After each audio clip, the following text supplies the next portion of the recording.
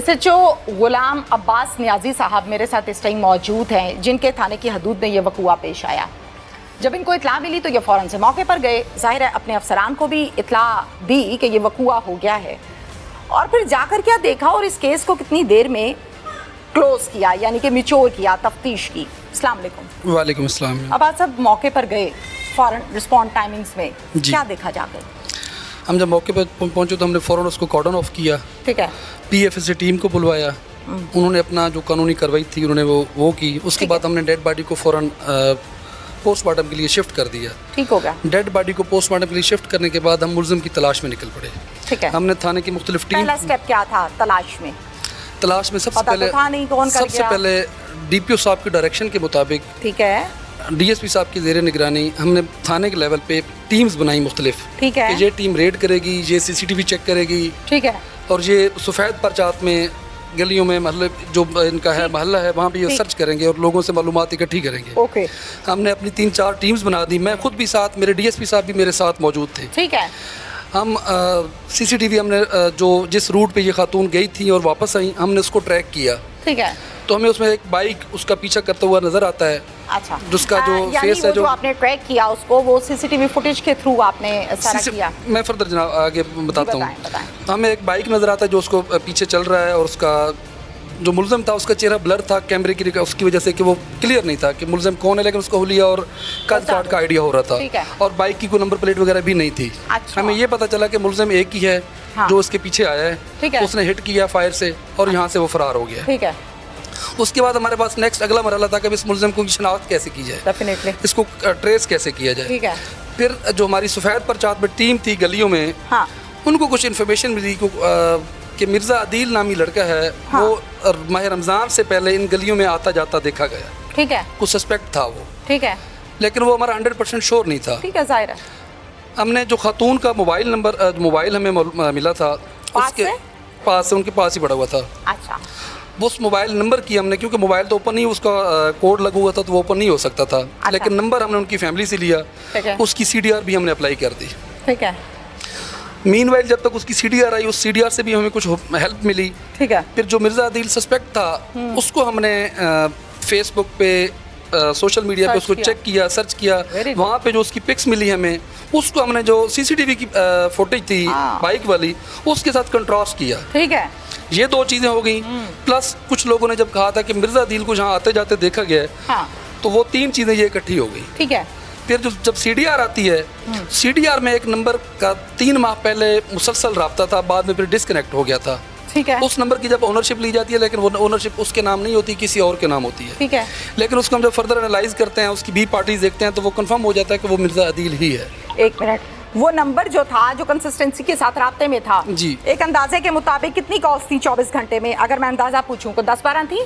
Exact figure मुझे याद नहीं, इतनी नहीं होगी। मसलन डेली बेसिस पे 2-3 कॉल्स थी, 3 माह पहले। ड्यूरेशंस 10-15 मिनट, आधा घंटा, इससे कम, 3-4 मिनट इसकी। लेकिन कॉल्स थी, इधर से भी थी, उधर से भी थी, दोनों side, incoming outgoing, incoming outgoing जी, रिलेशन का पता चल गया। मुझे क्या बताइए अब्बास, फिर आहिस्ता आहिस्ता पहुंचते गए आप मिर्जे तक? जी, ठीक है। जब हमें ये कंफर्म हो गया कि मिर्ज़ा अदील ही है, तीनों सोर्सेज से, CCTV, CDR, local source information, ठीक है, फिर जो मिर्ज़ा का घर था, हमने उसके बाहर वो नेक्स्ट डे उसको कॉर्डन ऑफ कर लिया सिविल परचात में। ठीक है, उन तक डिस्क्लोज नहीं किया कि ये हमारा सस्पेक्ट क्लियर हो चुका है। ठीक है, तो मीनवाइल वो रात के लेट नाइट प्लानिंग थी कि वो कहीं और रह रहा था, हमें उसका एग्जैक्ट घर का नहीं पता था। ठीक है, हम उसका जो फैमिली का भाई घर था, हमने उसको कॉर्डन ऑफ किया हुआ था सफेद परचात में कि अगर कोई बंदा एंटर होता है तो ये पीछे पार्टी को इन्फॉर्म करेंगे जो रेडिंग पार्टी है। ठीक है, तो वो वहाँ पे जैसे ही एंटर होता है हम उसको अरेस्ट कर लेते हैं। ठीक है, वो फिर डिस्क्लोज करता है कि मैं फैसलाबाद जा रहा था, हाँ, इस खौफ की वजह से मेरी वालदा यहाँ पे, तो मैं आखिरी बार वालदा को मिलने आया था। अच्छा, ठीक है। फर्दर उससे इन्वेस्टिगेशन और फिर बाद में वो जुडिशल हुआ। ठीक है, अब आपके मुल्जिम ने इकबाल जुर्म किया? जी बिल्कुल किया, कि मैंने कत्ल किया जी। इसमें एक इंटरेस्टिंग चीज़ और है जी, मर्डर के बाद जब हम उसको हस्बे ज़ाब्ता गिरफ्तार कर लेते हैं, तो फिर अगला स्टेप होता है उसकी ज़ेर सवारी बाइक, हाँ, जिस बाइक पे था, और आला कत्ल बरामद करना। बिल्कुल। उसमें आला कत्ल को उसने कहा कि यहाँ से तकरीबन को 20 किलोमीटर दूर एक कुआं है, कुआं, अच्छा, जिसमें पानी भी मौजूद था। ठीक है, ये पिस्टल मैंने वहाँ फेंक दिया है। अच्छा, दौरान तफ्तीश उसने बताया? दौरान तफ्तीश उसने बताया। ठीक है, हमारी टीम वहाँ पहुँचती है कुएं पे, लेकिन देखते हैं तो वो इजी नहीं था वहाँ से रिकवर करना, क्योंकि पानी भी मौजूद था। फिर डीएसपी साहब के नोटिस में दिया, उन्होंने एसी साहब को रिक्वेस्ट की, वहाँ से वो शक्कर मशीन ली। शक्कर मशीन को लेके गए, लेकिन उसका पाइप की लेंथ छोटी थी, उससे भी काम नहीं बना।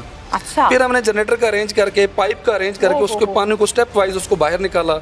फिर लोकल 2 लोगों को उसमें नीचे उतार के आईओ के साथ, बड़ी बात, गवाहों की मौजूदगी में, वहाँ से हमने पिस्टल को निकाला जो आले कत्ल था उसका। वो बरामद हो गया। जी, बरामद। और बाइक भी हो गई। बाइक उसने किसी और जगह छुपा दी थी, वो फिर इंटरोगेशन में उसने इंकशाफ किया तो उसकी निशानदेही भी, वो बाइक भी हमने बरामद कर ली। राइट।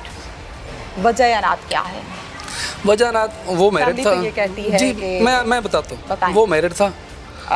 मिर्जा आदिल खातून जो है ये डिवोर्स थी ज़ाहिर है, वो इससे शादी करना चाहता था, लेकिन मिर्ज़ा, लेकिन ये कहती थी कि मैं अपनी फैमिली में वालिदैन भाइयों के साथ खुश हूँ।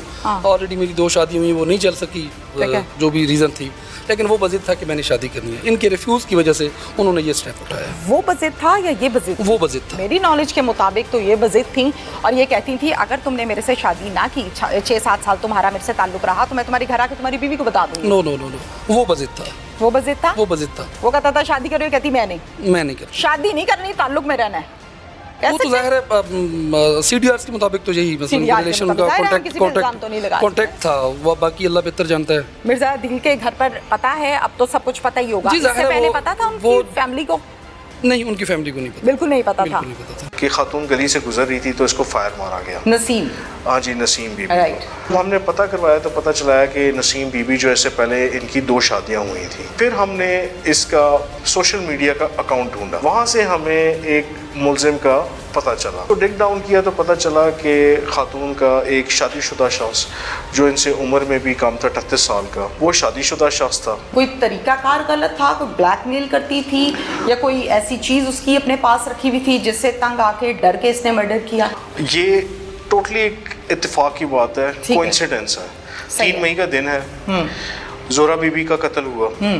उसके थोड़े ही टाइम के बाद एक और कॉल चली कि खातून कत्ल होगी। पहले तो हमने क्लियर किया कि क्या वही कॉल है, पता चला कि दूसरी कॉल है, यानी एक ही पुलिस स्टेशन सिटी आसलपुर में 2 कत्ल। तो अचानक एक पूरे शहर में गम गुस्से की लहर होगी कि ख्वातीन के खिलाफ क्यों हो रहा है। जीपीओ बहावलपुर हसन इकबाल साहब मेरे साथ इस टाइम मौजूद हैं। नसीम बीबी का कत्ल कैसे हुआ, और बहावलपुर की जब हम बात करते हैं तो बहावलपुर में ख़वातीन के कत्ल के हवाले से कि एक के बाद एक वकूआ पेश आ रहा है, तो बड़े से सवालात, तहफ़्फ़ुज़ात, कोई कह रहा है टारगेट किलिंग है, कोई कह रहा है सीरियस किलिंग है। मामला क्या है ये हम इनसे जानते हैं। अस्सलाम वालेकुम। जी वालेकुम सलाम। हसन साहब, ये दुरुस्त है कि एक के बाद एक और ख़वातीन कत्ल हो रही हैं, खातून फिर दूसरी खातून, और सीरियल किलर इसको समझा जा रहा है, क्या हो गया था उस दिन?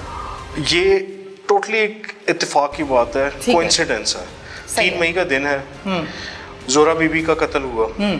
उसके थोड़े ही टाइम के बाद एक और कॉल चली कि खातून कत्ल होगी। पहले तो हमने क्लियर किया कि क्या वही कॉल है, पता चला कि दूसरी कॉल है, यानी एक ही पुलिस स्टेशन सिटी आसलपुर में 2 कत्ल। तो अचानक एक पूरे शहर में गम गुस्से की लहर होगी कि ख्वातीन के खिलाफ क्यों हो रहा है। और दूसरा, मैडम सीएम का जो एक बहुत ही स्ट्रिक्ट रेड लाइन है ख्वातीन और वुलनरेबल के खिलाफ जो है ना किसी भी किस्म का वायलेंस, तो कत्ल की बात थी। डीएसपी साहब उस वक्त जो हमारे थे वो मौके पे पहले मौजूद थे। वहाँ से हमें एक टारगेट मिला, हमें सोचा कि वो होगा उसका साबका खावन।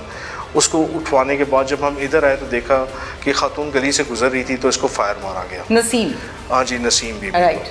अच्छा, वो मारा गया तो हमने टेक्निकल टीम बुलाई तो ये बात क्लियर हो गई कि इसको टारगेट किया गया। ठीक है। जब हमने पता करवाया तो पता चला कि नसीम बीबी जो इससे पहले इनकी 2 शादियाँ हुई थी। ठीक है। अगेन उस वाले केस में शादी थी लेकिन नाराज़गी चल रही थी। ठीक है। इस वाले केस में 2 शादियां थी तो हमारा अपेरेंटली ये गया कि शायद कोई ये चीज़ हो। ठीक। फिर हमने इसका एक सोशल मीडिया का अकाउंट ढूंढा। अच्छा। खातून का। ठीक है। उस सोशल मीडिया के अकाउंट से हमने कुछ टेक्निकल मालूमात हासिल की।